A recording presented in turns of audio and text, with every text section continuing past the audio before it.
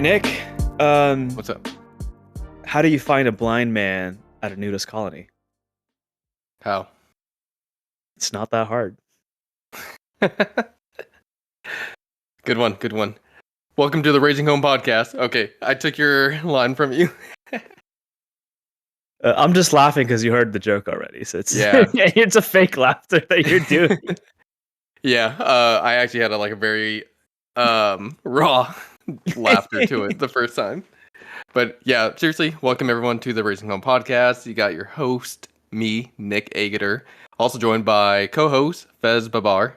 I know that's not the right way to say your name, but that's the way I've always said it. And I'm going to continue saying it that way. Yeah, Here, no, I got this. All right. Let me, Do you want to restart? We're coming back in here. No, we're good. Right here, right now.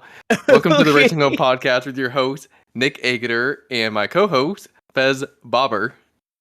Thank you for pronouncing my name right. Getting it better.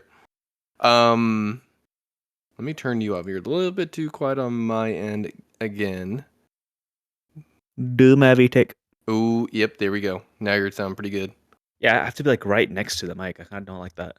Is it turned up all the way? Yeah, it's turned up all the way. Okay. Then it's probably just on my end. I can turn up the audio a little bit on my end. What if I did it like we'll this? be good. 100%. I'm probably just going deaf. Yo, Fez, what'd you do this weekend?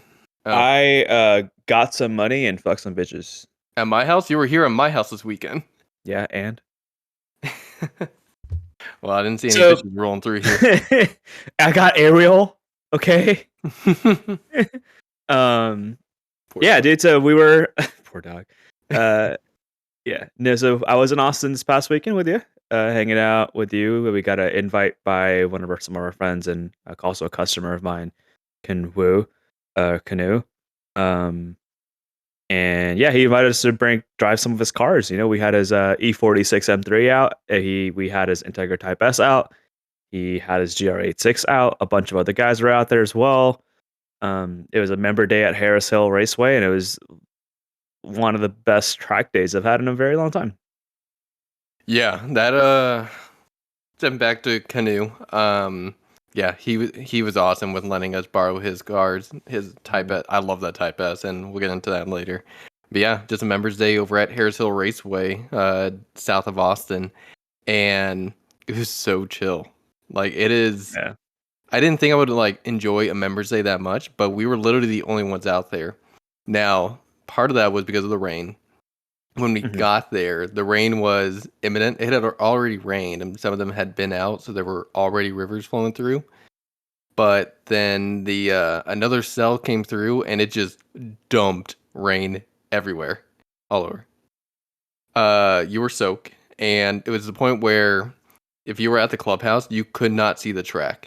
It was completely invisible, and everyone came in waiting for the cell to pass. But then after that, there was a little bit of sprinkling, but it wasn't raining too much. But effectively what it was an open Forza lobby in real life in the rain. Essentially, yeah. I mean, going back to the rain thing, though, I went to someone's garage to get a tool from them. Like, I needed a 10 mil socket, right? And on the way back from the garage, it started downpouring sideways. And I had to get back because I was like, otherwise I'm going to be stuck with this random dude in his garage, right? That was kind of awkward. And I just started running for it. By the time I entered the clubhouse, I was soaking wet. Yeah, you came through. You had taken a second shower for the day. Yeah. You were absolutely drenched. I had to change clothes. I'm glad, I don't know why I had an extra shirt in my bag, but I did. It all worked out. Mm-hmm. Yeah, there was rivers flowing on that track, but it was just so fun. Yeah. Dude, let's just jump into it. What do you think of Harris Hill Raceway? Yeah, that's my opinion too. No. Your reaction right there is exactly what I think too. I think it's a good little track if you're local to the Austin area. Mm-hmm. If it's within an hour of your drive. Mm-hmm. But it how do I put this? Let me describe it. I think this is the type of track that if I was rich and had a big ranch or something like that, this is the type of track I would put in my backyard. That's a good way to put it. Yeah. The amount of land that it sits on. If I had that land, I was like, I want to put a track here. Harris Hill, the layout that it has is pretty much like what I would do. Like try to maximize the number of corners, but while maintaining flow, because it does flow pretty well in my opinion, decently well. And there weren't too many straights. No, there was like basically no straights. Everything was a curve or a turn or yeah, it was a great track for lightweight cars. My Yep. only thing was that the track was so bumpy in random places, like in the braking zones and and then yeah, but with it being wet on top of it just being really bumpy, it's just impossible to brake in some of those braking zones. Um, Yeah. so it got to the point where after I went off, I started braking offline just to, get some kind of traction. Yeah. Well, then also you were braking in the not on like the dry line, but like effectively on the wet line. Because I didn't notice where if you were there is like a wet line that appears. Of course, it's in the middle of a corner. If you're close to the apex, is where it's gonna be slippery. But then offline, you do have more grip, so that definitely helped out. Yeah, and the bumps. I agree. The bumps were pretty significant. It would upset ABS, stability control. But other than that, like if they fix the bumps, that's an awesome little track. Yeah. I do have concerns though about longevity because the brand new neighborhood that's getting built across the street from it, it is coming right up. Like you literally could be in the bedroom and open your blinds and you see the full racetrack. And it's not just one home. Like there were a good 5 homes that are right across the street, and so yeah, I mean, there's already a sound limit, right, of 95 decibels. Yep. Which Canoe's E46 M3 already blew. Couple times. Yeah, that was with me short shifting and also it just still blew it. You know what I didn't figure out? I never figured out where the microphone actually was for the track. I'm assuming it was on the front straight, like closest to us. Because like we all know where Laguna's microphone is located. It's located off of turn 5, between turn 5 and turn 6. Like heading up to the turn before heading up to Corkscrew. Before Harris Hill, I never actually figured out where the microphone was. I just assumed it was on the front straight. Yeah, I'm assuming it's on the front straight, the first corner station there. Yeah. Yeah. Yeah. Overall, pretty good. And yeah, it's a fun track. I would like to go back there again. I think it's just a fun track to go hooning around on. Just drift, slide around, because like all the corners kind of connect really well, flow really well. I think I like that track. I would like that track more in the wet than I would in the dry. I think so too, because I think in the dry, the bumps are going to become very frustrating because the bumps are on the dry line. I think I've been there twice now, and both times were raining.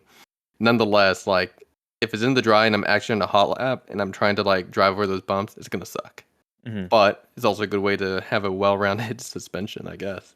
Yeah, I mean it's gonna be a rough track in the dry probably, but yeah, those guys are out there pretty often. Sounds like Matt went out again Sunday after us. Yeah, because we were out Saturday. And then I'll even be at work sometimes and some of them will pop up in the Discord saying that like, hey, we're heading up to Harris Hill this morning. I'm like, it's a Wednesday. Like, but any case, yeah, it's a good little practice track, and for me, from my place, is about an hour away, but for Canoe it's 30 minutes or it was less, like 25 minutes. Your camera froze up. Okay, I'm back. All right, there we go. I don't know what happened there, but yeah, I'm back.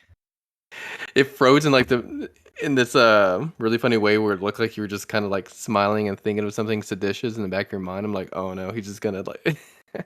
Here comes the racist joke.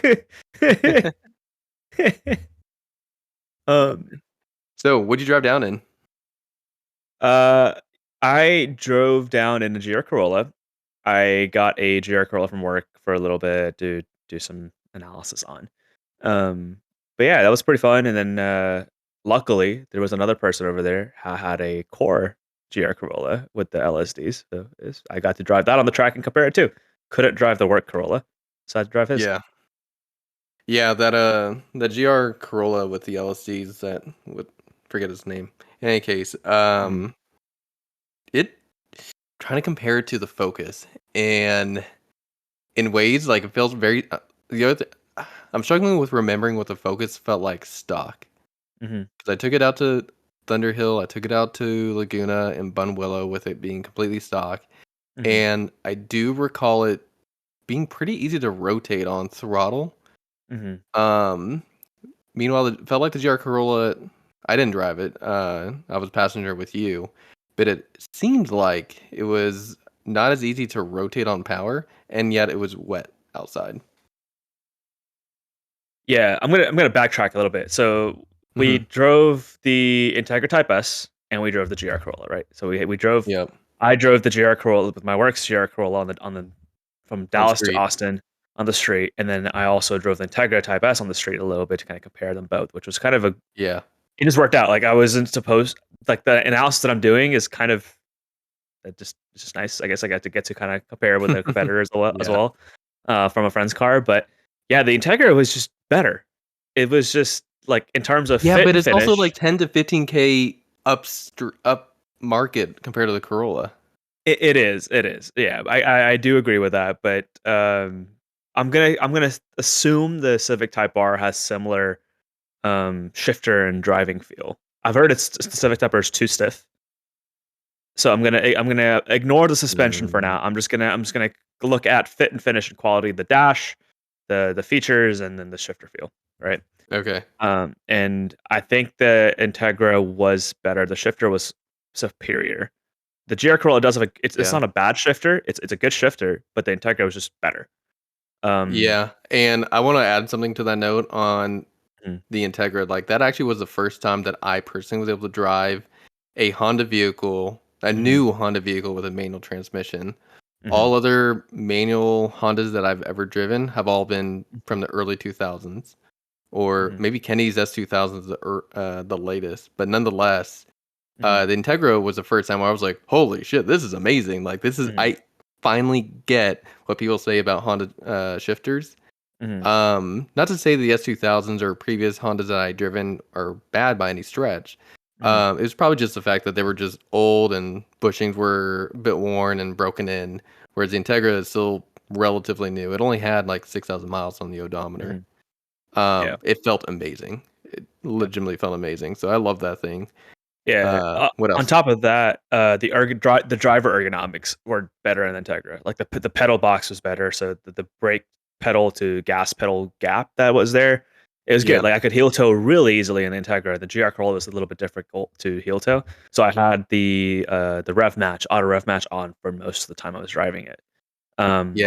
Hey, quick. So on the note of the pedal spacing, what do you think of the Focus? My Focus. Don't remember. But you don't remember being frustrated. I don't remember it at all. I don't want to say something that I don't know. You drove it at ECR last year. Yeah, no, not last year. It was 2022. It's 2 years ago. Has it been that long? It has been that long. In any case, I don't think I struggled. I think it was fine. Yeah, I agree.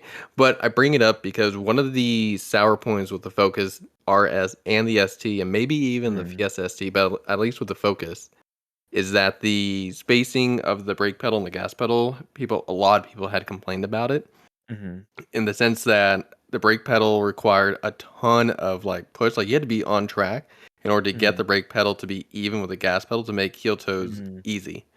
And it was something that I initially noticed when I first got the car, but immediately like kind of drove around, and now I have no problem with it. Yeah, because you're used to it. I'm just used to it. Granted, so maybe what that was for me, taking that into account, I hopped into the Corolla just to feel it out, and it felt fine. But maybe that's because I'm just decent now at like driving bad pedal spacings. My issue for the Corolla wasn't the height difference. It was the gap between it, the gas pedal. Yeah. It's just too far apart.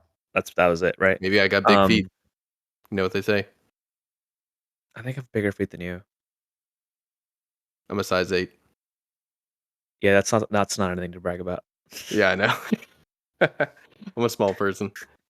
I know. Size 11, son. Sorry for roasting you. You're fine. I put myself out there. You did. You really did. But yeah, so that was kind of my concern. And then the whole pedal box felt like it was shifted to the left of the GR, while the Integra was to the right, which I just felt more comfortable. And another thing was that the GR Corolla and even your Focus felt like you're sitting on top of the car. It felt like more of a minivan type of driving position, while the Yeah. Integra felt like a sports car. You felt like you were sitting inside the car. Yeah, like sitting inside the Integra, it legitimately felt like the engineers wanted everything about the car to be for the driver.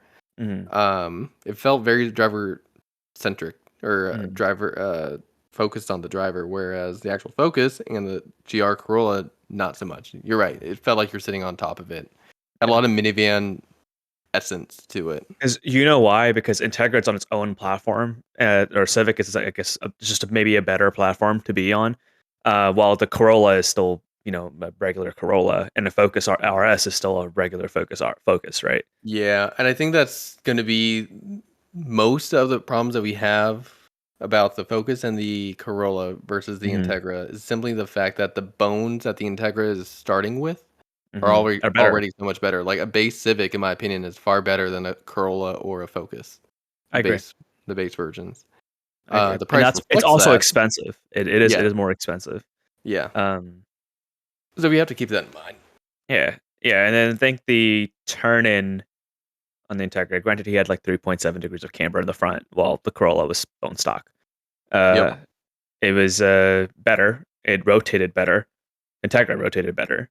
And the GR Corolla, like it understeered. It drove like a front wheel drive car in the wet at least. And I feel like in the dry it'd be fine. Because you just have more grip. But in the wet, it felt understeery. I think the Corolla. Yeah. I thought about this today, right? Because I was talking to someone else about this. The Corolla base price is $36,000, right? Yep.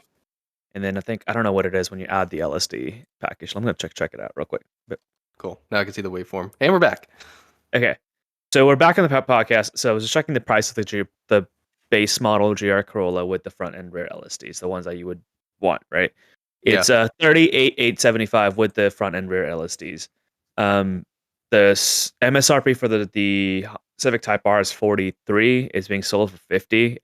That's the lowest I found was 49 used.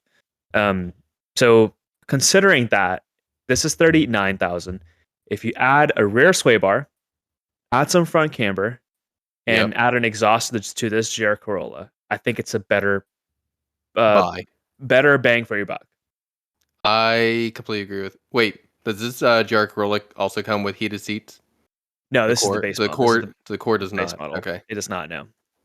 If you want that, you would need to get a premium, and if you get a premium, you get. So it's 40,000. And doesn't the premium come with the LSD already, or do you have to add that on? Premium does not come with the LSD, I think. You have to get a circuit edition for that. Okay. Yeah. So if you get the circuit edition, it's $45,000. Okay.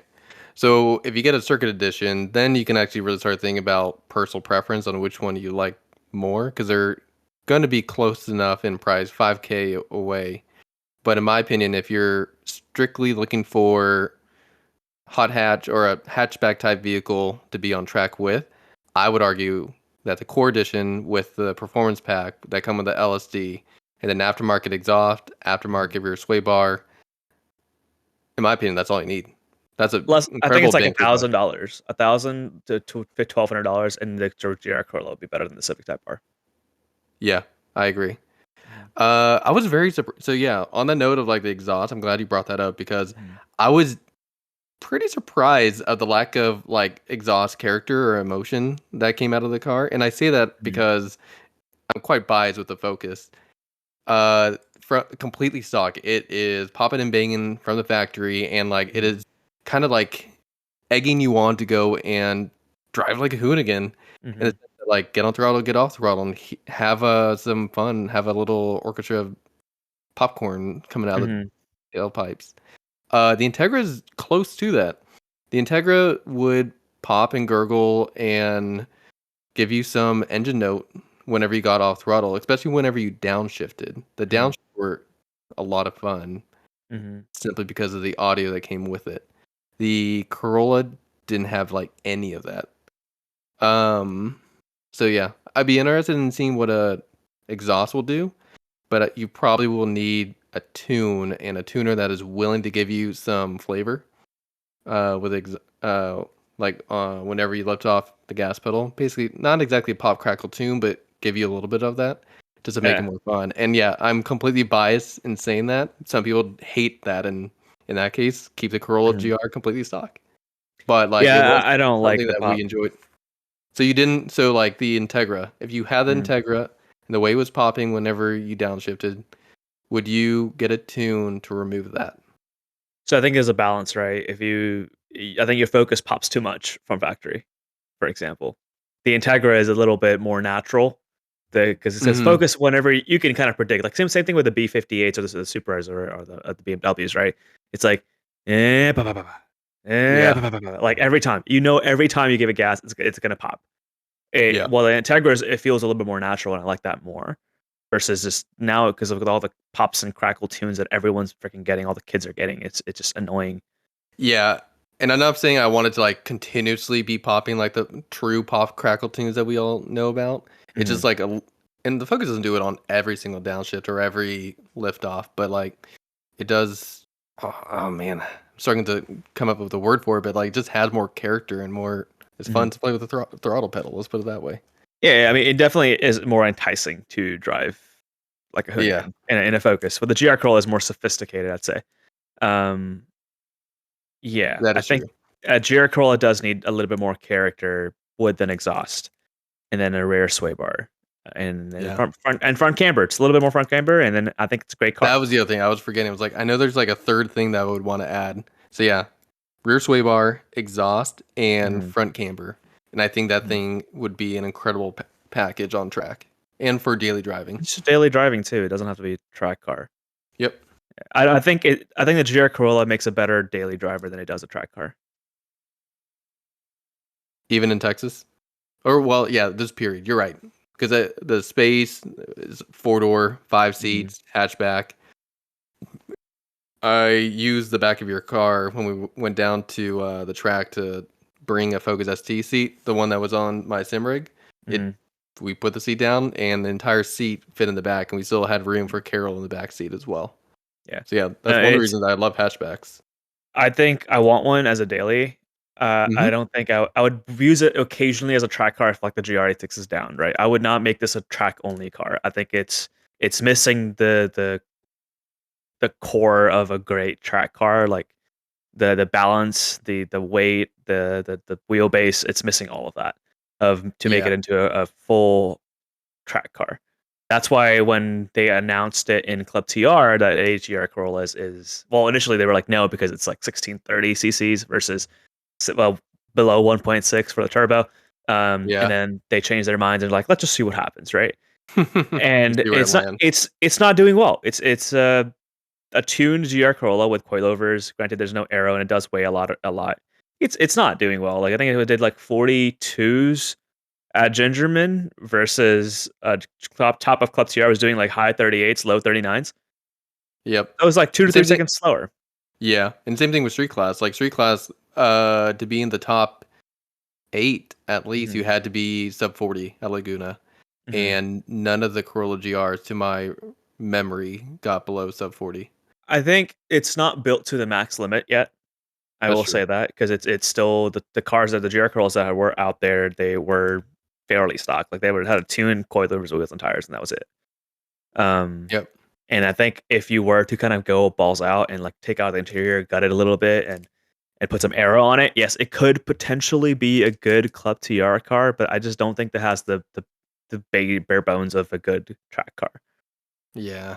I think it's a good daily that can go on track. It's not a Yeah. good track So car that can go I'll put it daily. this way, and I told you this already, but if Mhm, I were to be buying, if I was put myself back in college mhm, and I needed to go buy a new car, the Corolla GR would be on my list, the Golf R would be on my list, mhm, and maybe the Civic Type R. However, I really don't like front wheel drive, as I learned this weekend. So, what I'd be looking for is a mhm. hatchback with all wheel drive that's manual. Today, that is the Golf R and the Corolla GR are the two hatchbacks that are manual and all wheel drive. And between those two, hands down, I'd be going for the Corolla. Simply because I think the value is significantly better than the Golf R. The Golf, and again, like I would be in college, so I'd be looking to like save money while still being able to put myself on track or go autocrossing on the weekends on a budget. Today, if I needed a daily, I'd probably look at the Golf R because it's a bit more refined. It has more creature comforts. But for someone who is in their late 20s, early 30s, no, I'm early 30s right now, I'm 31, late 20s and has sizable income to afford a Corolla GR and wants to go to the track, I think it really fits the bucket. I think it fits that order. Honestly, I forget about the Golf R a lot because it's just a boring car to me. Yeah, I understand. I want to drive it now. Like, I think we would have a better conversation about where the Corolla GR truly fits if we had the opportunity to drive a Golf R, a new one stock. Maybe, yeah. I'm not even interested in that. I don't know. I think Is your boss listening to this podcast? Your Toyota boss? No. I was just about to say. I think if I were to buy a car that I wanted, it would be a hard sell for me. I don't know if I would get the Integra or Type R versus the Circuit Edition Corolla. I don't know. For me, is I love all-wheel drive, especially for driving in the snow or when it rains. That was, oh my god, like that was the most frustrating thing for me driving the Integra in the rain is that you couldn't get traction in first or second gear. And it, in essence, like it's kind of, to me, it's kind of scary. Like when I'm trying to accelerate and I don't have traction, it just bothers me. I think you just don't know how to drive a front wheel drive car. You're not used to it. It's like you can't throttle out with a front wheel drive car. It's difficult. Especially when it's wet. Oh, I'm talking about like on the street. Oh, okay. Like pulling out of pinballs and wanting to accelerate to get up to speed for the highway. And the tires are just spinning in first and spinning in second. I mean, rear wheel drive would also kind of be like that, right? Yeah, that's true. But at least with wheel drive, when it is slipping, you can have fun with it. Yeah. So we drove. I drove E46 M3 as well, right? And that was now my you're looking at favorite BMWs car. again. Now I am looking at BMWs again. I am. He's already turned on all the Auto Tempest save result or search results. Notify me as soon as something pops 100%. Up in the $35,000 price range. I've been looking at E46s and E92s again. I'm on that train again. I was off of that train for the longest time, for like maybe a month. And then because Eddie got me off of it, and then I was like, okay, well, that was a lot of fun. It was so fun to drive. I was probably the slowest lap time, right, for that E46 out of all the cars there in the wet. But it was man, it was the most fun I've had in a very long time. By the way, fuck you, Tan, for hogging it to yourself the entire time. Screw you, dude. Like, we wanted to drive it too. Nick never even got a ride in it. No, I couldn't. Wait, who rode passenger with? Yeah, well, it didn't matter. The one time you took it out, so I think someone was riding passenger. I couldn't go with you. Yeah. No, screw you, Tan. He doesn't even listen to this podcast. I'm gonna tell him to his face. Actually, I already did call him out for that. But yeah, he hogged the BMW because he loves BMWs too. But he hogged that shit, and I was like, dude, let someone else drive it. I had the Integra for most of it. I think I drove the Integra the most, but like, it was great. I'm really appreciative of Canute letting us borrow that. But man, that E46 was so good. Yeah. Oh, it was so good. So yeah, I'm looking at a E46 M3. If you know of anyone, budget is around 30 grand. E46 or E92, preferably manual. If not, DCT is your first one was DCT. DCT E90 is okay, but I would not get the SMG E46. Yeah, I agree with that. Okay, so from Saturday, you're now looking at BMWs, and for me, the only thing I'm looking into now is the party box for Carol's Model 3. See, the way I'm justifying it for myself is that I can't bring my GR86 down to Harris Hill every time. It's just too difficult. So if I had another car, that I could daily drive and just drive it down to Harris Hill, have fun with you guys, and drive it back home, what fits that bill? E46 or E92? Problem solved. Yeah, no, I completely agree with that. It also same thing for me where sometimes the focus is on the jack stands and not ready to be driven or for whatever reason. Now I'm looking over at Carol's car like, damn, if only this thing was a performance model. But Mount MPP, Unplugged Performance, I think it's Unplugged Performance. In any case, they make something called a party box. And so you plug this in and it effectively gives you more slip angle and allows you to actually like quote unquote track the car. And the only problem is it's $900. It's not terrible. Like it's still Or the only mod that you're gonna do to that car, it's not bad. Yeah, exactly. The tires would be fine. It's got Pilot Sport, not fours, whatever the all-season version of that is. And then the brakes are probably okay. We'll see. I've never gotten hot enough. Again, it's just be a car that like crap focuses down. Fez is coming to town. Let me take the Model 3 out on track and beat some of these other cars in straight line, but they can get my ass handed over to me in the corners. Yeah. We'll see. Yep. Man. Also drove our friend Matt's BRZ out there. I don't know if you drove that as well. Oh yeah, Matt. Yeah, he let me drive it as well.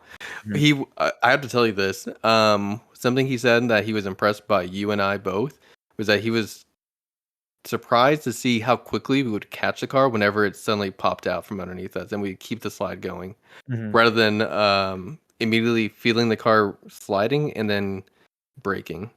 Because there were some, I've noticed this in some people where they start to feel the car slide and they would, freak out isn't really the right word, but they would hit the brake hard and just kind of kill the momentum altogether. And in my opinion, if your car is sliding, like that's not necessarily the end of the lap. You can like maintain forward momentum while still having the back end have a bit of a slipping and sliding out. But nonetheless, like, Matt's car is a lot of fun. That was my second time driving the GR86, and because the first one was yours at ECR, and I loved it then. Whenever you get above 4,000 RPM, I was like, oh, here's the power that the first gen should have had. The GR86 is a mine was just on RT660s. I wanted to kill you in the rain, so yeah, I do recall that. Yeah. His Pilot Sport 4Ss that were on the car, they were great.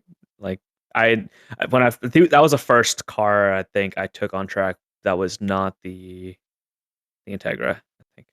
But yeah, I asked him like, "Hey, can I slide it?" And he was like, "Yeah, for sure, go for it." And I was like, "Okay, cool." And then I got out there and I was like, just babying it, and because I did not know the track, I didn't know where I was going, and then also it was someone else's car. I just wasn't comfortable. Yeah. And then he was like, "Okay, let me drive real quick, and we'll turn up the compression in the rear or the rebound in the rear or whatever, make it stiffer and see how it goes." And then he drove it, and I was like, "Okay, so I can do that. All right, cool." And it like reprogrammed my brain, and then I went out there and I like just sent it. Like it was easy after that. And then I spun out twice, but I turned those spin outs into a 360 turn, like a 360 drift in the BRZ. Yeah. It was like I just spun out. Okay, kept in it, and then spun the car all the way around, and then put it back into second or first, and just went straight. That was a lot of fun. What about the Integra? How'd that go? So the Integra turns out actually did you know that the Integra does not have a front tow hook? I found out after I saw you go off and we started hunting for a front tow hook. Yeah. So fun fact. One of the guys on the track had gone off catastrophically, right? Like they went off pretty far into the deep end. And I was like, oh, okay, cool. And then Carol, Nick's wife, was with me, and we saw the tow truck or the safety truck kind of come on the track, and we're like, okay, well, let's just pull in. And then I was literally on a cooldown, just like chilling, not pushing it, and I was distracted, and I missed the braking marker, and then with it being wet and bumpy, I just totally went off. I went off, and then I went off in Matt's car in the same spot, but I kind of kept in it, and it just slid around. Yeah, you got back on. Yeah, but with this being front wheel drive, I couldn't just keep in it and let it do its thing. The more I floored it, the more it just and turned it, the more straight it went. So I went further and further and further deep into the mud, and I was like, okay, well, this isn't working. Yeah, and then they barely had enough straps to get me out, And yeah, I did figured out that there's no tow hooks on that car. You can't, so you have to put it on Yeah, the so crash bar. right, so like the way you were able to get it out is you fish the tow hook through the grill, the bumper, Mm-hmm. and then you were able to hook onto the crash bar from the back end, Mm-hmm. and able to get the car out. But then in your off-roading adventure with the Integra, you also managed to get Carol and her helmet incredibly muddy. So that was funny to Dude, see her come back up. Dude, that car I had a s- two-tone paint job. the funniest part was I splashed her and she's like, no, no, no, I'm getting splashed as I'm going off road and I'm like flooring the car in this mud. It's just splashing the crap out of her. And then they told me like, hey, go into this little area where all the water was and just kind of just go in circles to Yeah, get the knock mud the off, mud off. right? Hmm. Yeah, knock the mud off. And I was like, all right, cool. And as I was doing that, I splashed Carol more with the dirty water. Oh, so maybe she was actually cleaner by the time y'all rolled into the paddock. Yeah, it was really funny, and I felt bad for Carol, but Yeah, she sorry, had a good time. No, sorry, not it's funny. sorry. I was with Matt. We were pulling into the paddock, and I remember looking over, like, "Oh no, the Integra's going off!" And my first thought was that, "Oh Hmm, my gosh, is that Carol driving and going into mud?" Because Canoe had offered Carol to go out on track with the Integra, but Carol okay. said, "No, I don't want to."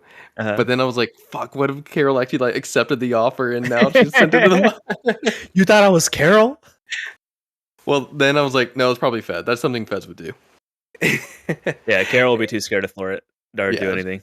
Yeah. yeah. She would not have been able to like even get to the speed necessary to go off in the first place. Yeah. But oh man. Yeah, it was an awesome time. It was a Mhm, great old time driving all the different cars. It was like Forza in real life. Like mhm. I've said this before over Laguna, but like here at Harris Hill, it was straight up someone opened up the lobby and said, "Come on through and join. Mhm. Let's hoon around." Yeah, it was a lot of fun.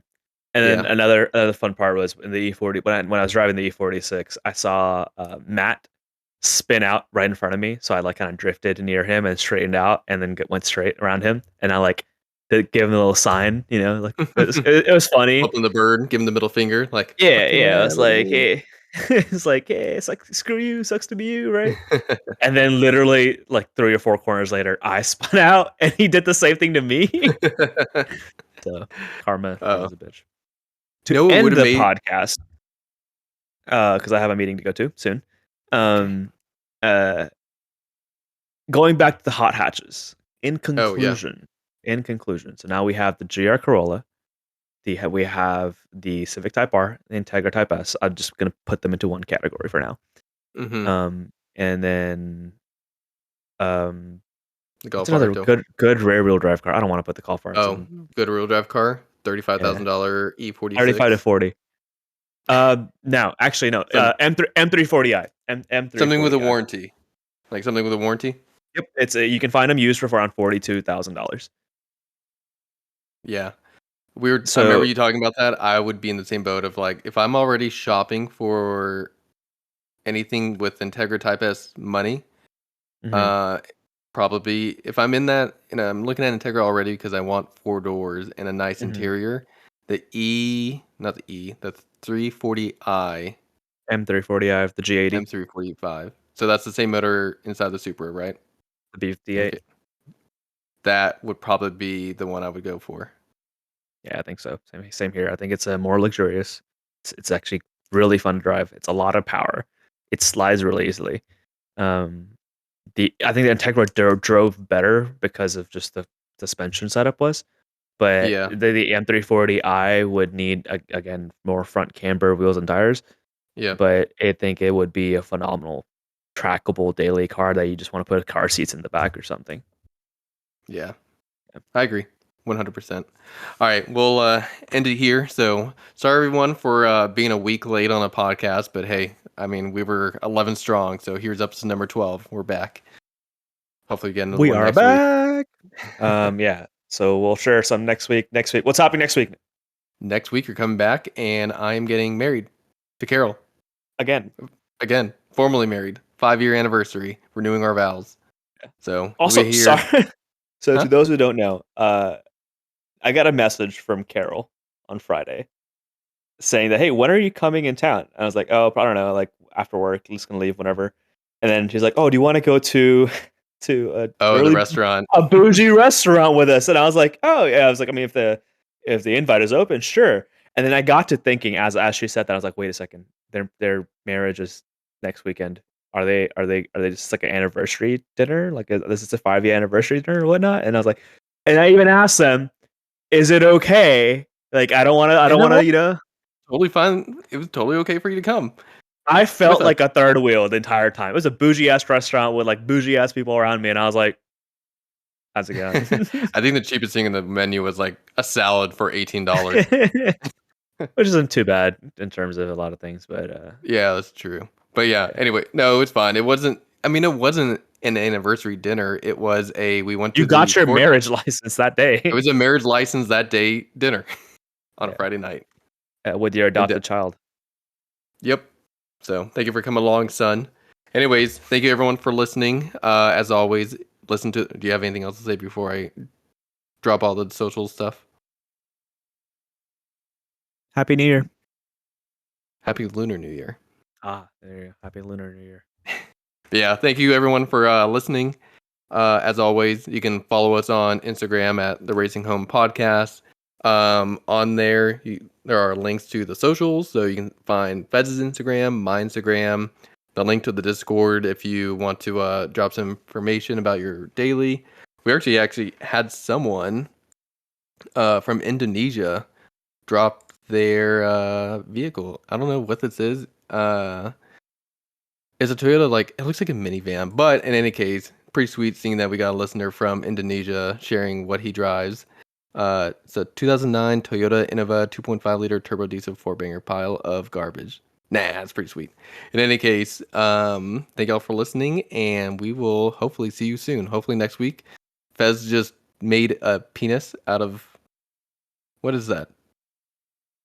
Oh, that's like we use a not a gimbal. What is it? You mount the GoPro there, and you can kind of wrap it around anything. And then yeah, but what's the official word for it? I don't know. Spider clamp. All right, so Fez is playing with his penis clamp. Anyways, we will talk to y'all later. Okay. Bye. Bye.